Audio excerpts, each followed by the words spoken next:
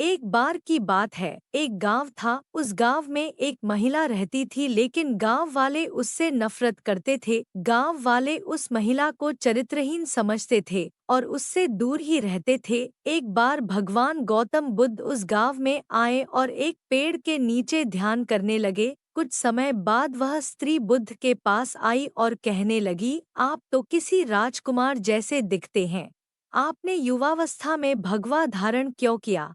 आप सन्यासी क्यों बने?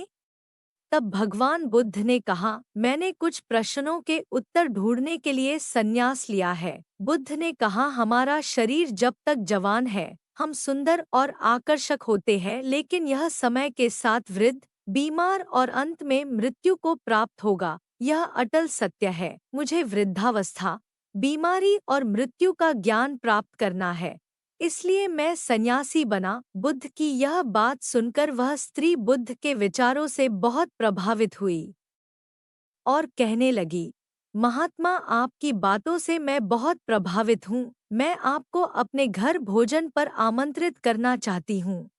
कृपया आप मेरा आतिथ्य स्वीकार करें। जैसे ही यह बात गांव वालों को पता चली, वे बुद्ध के पास आए और बोले, आप कृपा करके उस स्त्री के घर मत जाइए, वह स्त्री चरित्रहीन है। भगवान गौतम बुद्ध ने मुखिया से प्रश्न किया, क्या यह बात सच है?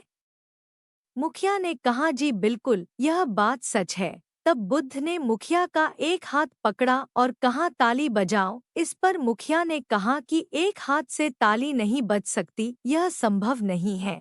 इस पर बुद्ध ने कहा कि इसी तरह से एक अकेली स्त्री चरित्रहीन नहीं हो सकती। इस गांव के लोग भी चरित्रहीन ना होते तो यह स्त्री भी चरित्रहीन नहीं होती।